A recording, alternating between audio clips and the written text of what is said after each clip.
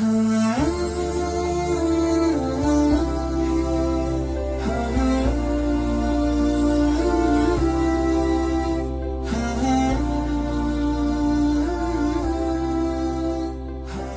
alaikum wa rahmatullah, merci d'être au rendez-vous pour notre chronique à la redécouverte du Coran. Ramadan, Ramadan, Ramadan, ya Habib.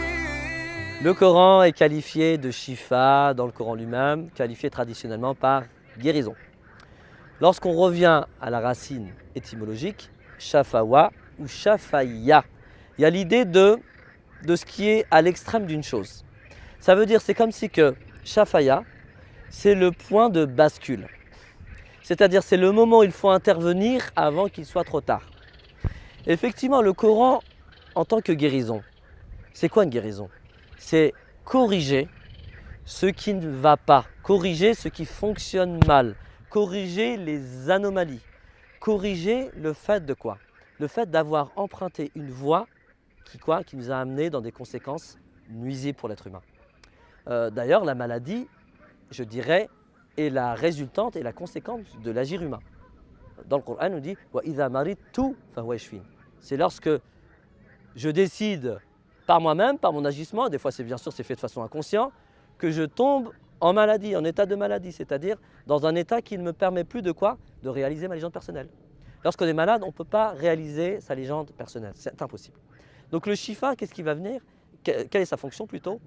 Il va avoir pour fonction de quoi? De corriger, je dirais, ses conséquences négatives. De corriger cet état dans lequel on est et qui nous empêche effectivement d'œuvrer tel qu'on devrait le faire. Le Coran nous dit « Ya ayyuhan nas, qad ja'atkum maw'izatun min rabbikum wa shifa'un lima fi s-sudur » Ô vous les humains, c'est pas ô vous les musulmans, ô vous les croyants, ô vous les humains. Certes, vous est venu de la part de votre enseigneur une maw'iza, une exhortation, et quoi? Et un shifa'un lima fi s-sudur.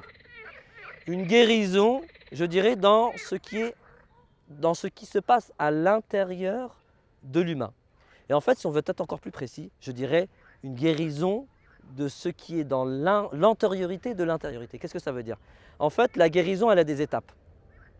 Et le Coran, il va venir corriger, je dirais, la première étape avant le point de bascule, avant le point de non-retour. Et ce point existe. Il est possible que des fois, le retour ne soit plus possible.